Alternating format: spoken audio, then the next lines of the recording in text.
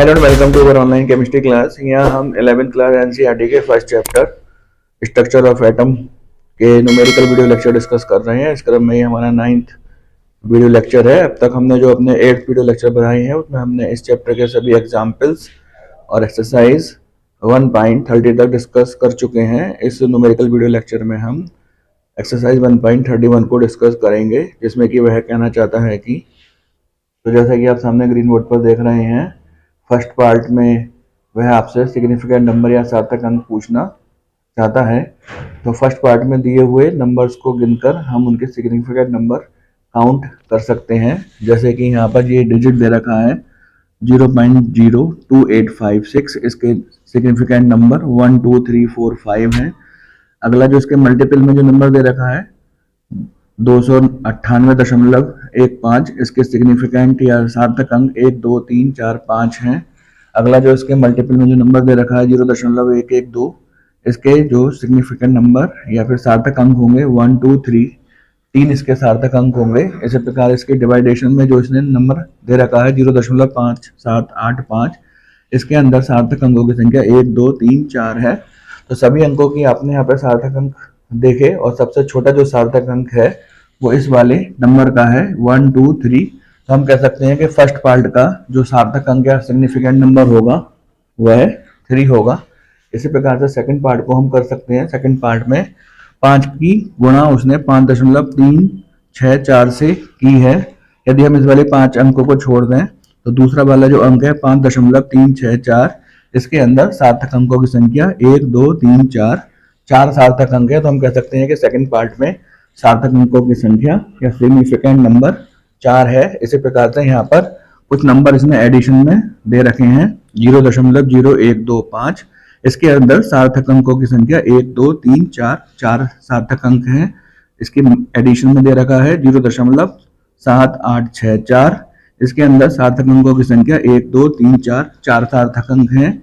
इसी प्रकार इसके एडिशन में दे रखा है 0.0215, इसके अंदर भी सार्थक अंकों की संख्या 1 2 3 4 सार्थक अंक है। तो हम कह सकते हैं कि थर्ड पार्ट में टोटल नंबर ऑफ सार्थक अंक जो हैं या सिग्निफिकेंट नंबर हैं 4।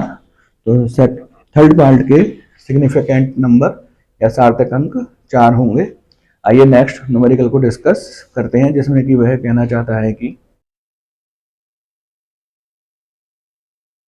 आप सामने ग्रीन बोर्ड पर देख रहे हैं, उसने आर्गन के विभिन्न समस्थानिकों के परमाणु भार और उनकी प्रतिशत मात्रा दे रखी है। यहाँ पर जो आर्गन 36 है उसका मोलर द्रव्यमान दे रखा है 35.96755 ग्राम प्रति मोल और उसकी प्रतिशत मात्रा 0.337% है। इसी प्रकार से आर्गन 38 का मोलर द्रव्यमान 37.96272 ग्राम प्रति मोल दे रखा है और उसकी प्रतिशत मात्रा 0.063% दे रखी है। इसी प्रकार से आर्गन 40 का मोलर द्रव्यमान 39.9624 ग्राम प्रति मोल दे रखा है और उसकी प्रतिशत मात्रा 99.600% दे रखी है। और हमसे ये कहना चाहता है कि आप इस आर्गन की मोलर द्रव्यमान की गणना कीजिए।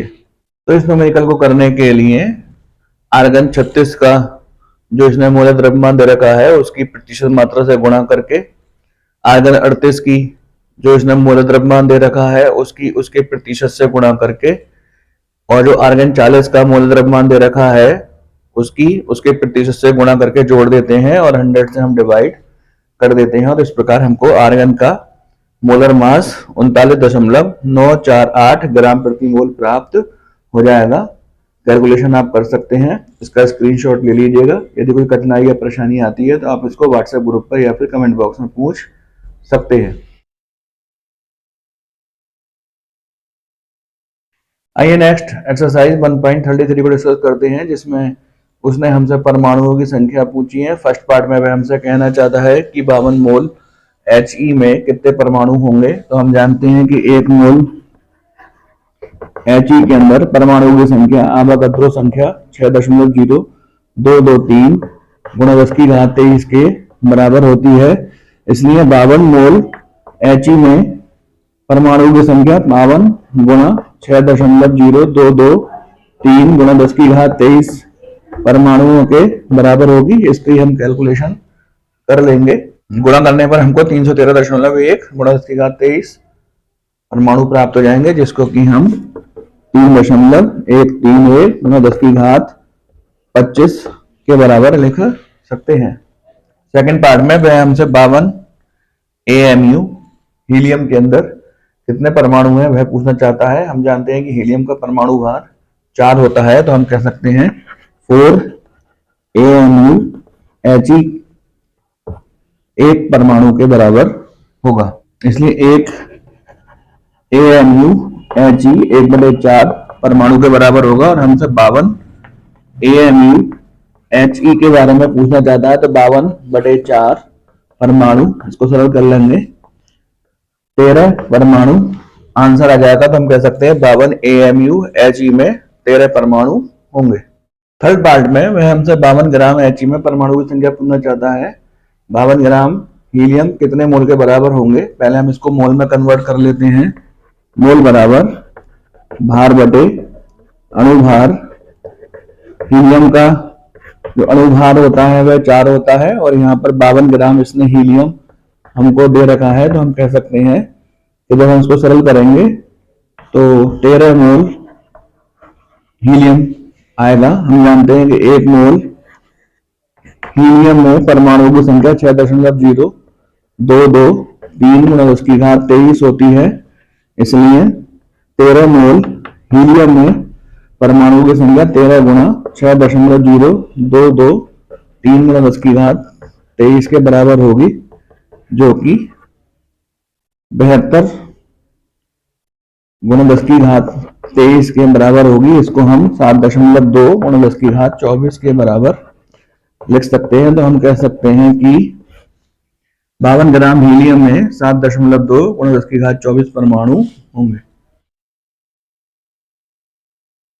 नेक्स्ट एक्सरसाइज नंबर 1.34 को डिस्कस करते हैं, जिसमें कि वह कहना चाहता है कि एक वेल्डिंग ईंधन गैस में केवल कार्बन और हाइड्रोजन परमाणु उपस्थित हैं। इसके नमूने की कुछ मात्रा ऑक्सीजन से जलाने पर 3.38 ग्राम कार्बन डाइऑक्साइड, 0.69 ग्राम जल के अतिरिक्त और कोई उत्पाद नहीं बनाती है।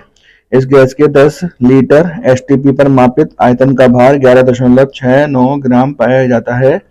इसके मूलानुपाती सूत्र, अणु द्रव्यमान और अणु सूत्र की गणना कीजिए।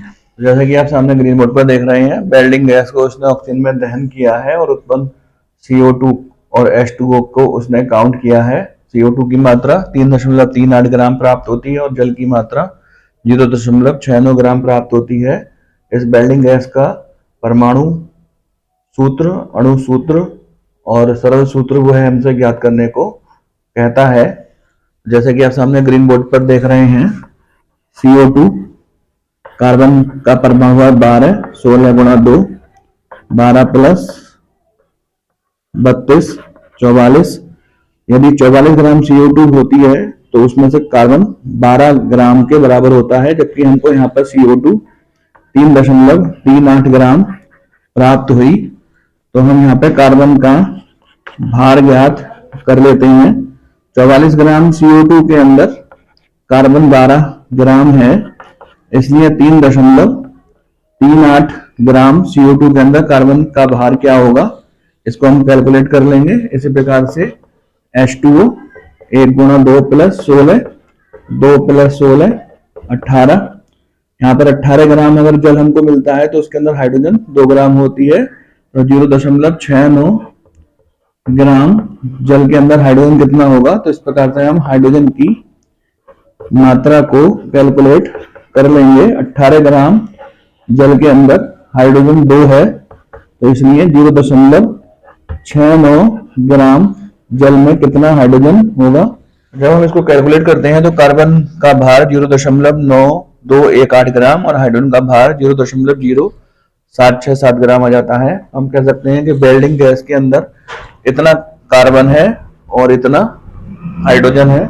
यदि हम कार्बन और हाइड्रोजन दोनों की मात्रा को जोड़ देंगे तो वेल्डिंग गैस का भार हमको प्राप्त हो जाएगा। तो यहाँ पर वेल्डिंग गैस का भार कार्बन के भार को जोड़कर और हाइड्रोजन के भार को जोड़कर ज्ञात कर सकते हैं, जो कि 0.9985 ग्राम के बराबर होगा। तो हम कह सकते हैं कि वेल्डिंग गैस का भार 0.9985 ग्राम है और इसके अंदर जो कार्बन है वह 0.9218 ग्राम और हाइड्रोजन 0.0767 ग्राम के बराबर है। तो जैसा कि आप सामने ब्लॉक में देख रहे हैं 0.9985 ग्राम वेल्डिंग गैस में कार्बन की मात्रा 0.9218 ग्राम है, जबकि हाइड्रोजन की मात्रा 0.0767 ग्राम है। तो कार्बन की प्रतिशत मात्रा को ज्ञात कर लेते हैं। 0.9985 ग्राम वेल्डिंग गैस में कार्बन 0.9218 ग्राम के बराबर है, इसलिए 100% में कितना होगा। और हाइड्रोजन की प्रतिशत मात्रा हम ज्ञात कर लेते हैं। 0.9985 ग्राम वेल्डिंग गैस में हाइड्रोजन 0.076 ग्राम है, इसलिए 100% में कितना होगा। जब हम इसको कैलकुलेट करते हैं तो हमें कार्बन की प्रतिशत मात्रा और हाइड्रोजन की प्रतिशत मात्रा प्राप्त हो जाती है। तो कार्बन की प्रतिशत मात्रा और हाइड्रोजन की प्रतिशत मात्रा 92.32% कार्बन है और 7.68% हाइड्रोजन है। कार्बन की प्रतिशत मात्रा और हाइड्रोजन की प्रतिशत मात्रा से हम सरल सूत्र का निर्माण कर सकते हैं। तो जैसा कि सामने आप टेबल में देख रहे हैं, कार्बन की प्रतिशत मात्रा और हाइड्रोजन की प्रतिशत मात्रा को हमने उनके परमाणु भार से भाग कर दिया और जो न्यूनतम अंक हमको मिला उस न्यूनतम अंक से हमने सभी के भाग से प्राप्त होने वाले क्वांटिटी से भाग कर दिया है। जैसे यहाँ पर जब 92.32 को 12 से भाग किया तो 7.69 मिलता है और 7.768 को जब 1 से भाग किया तो 7.68 मिलता है। दोनों राशि लगभग बराबर ही बराबर हैं। इनको एक दूसरे से भाग कर देते हैं तो कार्बन 1 और हाइड्रोजन 1 आ जाता है। इस प्रकार सरल सूत्र का हम निर्माण कर सकते हैं CH। सरल सूत्र का भार हम यहाँ पर काउंट कर लेते हैं। कार्बन का परमाणु भार 1, हाइड्रोजन का 1। तो सरल सूत्र का जो भार हमको प्राप्त हुआ वह 13 प्राप्त होता है। तो इस प्रकार हमने वेल्डिंग गैस का सरल सूत्र ज्ञात कर लिया जो कि CH होता है। वह हमसे कहता है कि इसका अणु सूत्र भी ज्ञात कीजिए और साथ में कहता है कि 10 लीटर गैस का STP पर भार 11.6 ग्राम है। तो 1 लीटर गैस का STP पर भार 11.6/10 ग्राम होगा। इसका मोलर आयतन 22.4 लीटर गैस का STP पर जो भार होगा वही इसका अणु भार होगा। अगर हम इसको सरल करें तो ये 26 ग्राम के बराबर आता है। तो हम कह सकते हैं कि जो वेल्डिंग गैस है उसका अणु भार 26 के बराबर है। तो इस प्रकार से हमको वेल्डिंग गैस का अणु भार 26 ज्ञात हो गया। n की वैल्यू निकाल लेते हैं। n बराबर अणु भार बटे सरल सूत्र का भार। अणु भार 26 है, सरल सूत्र का भार 13 है। इस प्रकार से n की वैल्यू हमको 2 प्राप्त हो जाती है। तो हम अणु सूत्र ज्ञात कर सकते हैं। सरल सूत्र का होल n, सरल सूत्र है CH और n की वैल्यू है 2। तो इस प्रकार जो वेल्डिंग गैस है उसका हमने अणु सूत्र C2H2 ज्ञात कर लिया।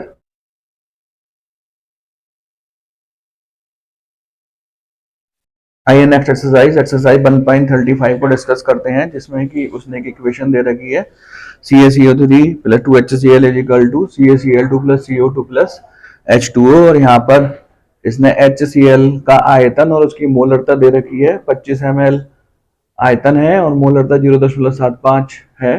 वह ये पूछना चाहता है कि इतना आयतन जिस HCl जिसकी मोलरता 0.75 है वह कितने ग्राम CaCO3 से क्रिया कर लेगा। तो पहले हम यहाँ पर HCl के भार को काउंट करेंगे और भार बराबर होता है NEB/1000, जहाँ पे N नॉर्मलता होती है, E तो लेन की भार होता है और V आयतन होता है।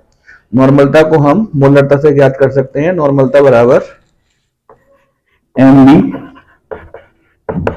M यहाँ पे मोलरता है 0.75, भास्मिकता 1 होगी क्योंकि ये एक H आयन देता है। तो इस प्रकार से HCl की नॉर्मलता 7.5 प्राप्त हो गई। इस HCl का भार निकाल लीजिए।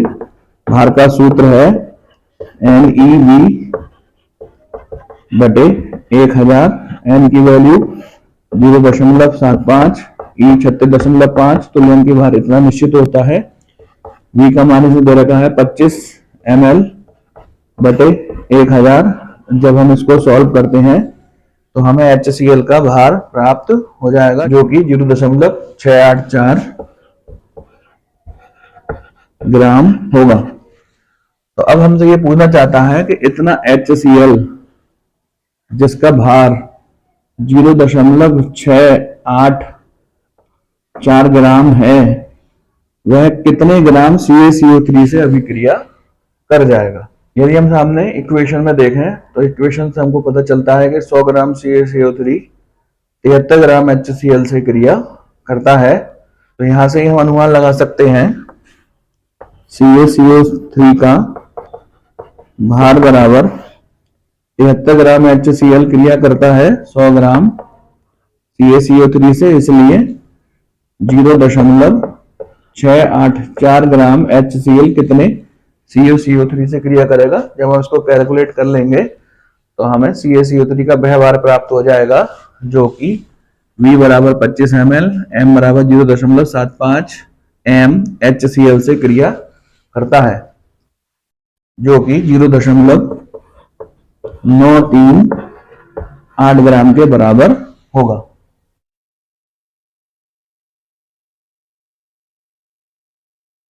आइए नेक्स्ट एक्सरसाइज 1.36 को डिस्कस करते हैं, जो कि इस चैप्टर का लास्ट न्यूमेरिकल है। इस न्यूमेरिकल में उसने क्लोरीन गैस बनाने की प्रयोगशाला समीकरण दे रखी है, जैसा कि आप सामने ग्रीन बोर्ड पर देख रहे हैं। 4HCl plus MnO2 equal to MnCl2 plus 2H2O plus Cl2। और ये पूछना चाहता है कि 5 ग्राम MnO2 कितने ग्राम HCl से क्रिया कर जाएगा। तो यहाँ पर Mn का परमाणु भार 55, ऑक्सीजन का 16 गुणा 2, सरल कर लीजिए, 55 प्लस 32 87 ग्राम MnO2 और HCl का भार 4 गुणा 36.5। तो इस प्रकार से HCl का भार ज्ञात कर लीजिए। 87 ग्राम MnO2 क्रिया करता है 4 गुणा 36.5 ग्राम HCl से, इसलिए 5 ग्राम MnO2 कितने ग्राम HCl से क्रिया कर जाएगा। कैलकुलेट करने पर HCl का भार ज्ञात हो सकता है, जो कि 8.4 ग्राम के बराबर होगा। तो हम कह सकते हैं कि 5 ग्राम MnO2 पूर्ण रूप से क्रिया करने के लिए HCl के 8.4 ग्राम की आवश्यकता होगी। तो इस प्रकार ये वीडियो लेक्चर यहाँ पे फिनिश होता है। हमने इस चैप्टर के जो न्यूमेरिकल्स हैं वो छोटे छोटे वीडियो पार्ट्स में किए हैं, जो कि 15-15 या 20-20 मिनट के वीडियो लेक्चर्स हैं। आप इन वीडियो लेक्चर्स को देखिएगा, अपने दोस्तों को शेयर कीजिएगा। यदि कोई कठिनाई आती है तो आप उसको व्हाट्सएप ग्रुप पर या फिर कमेंट बॉक्स में पूछ सकते हैं।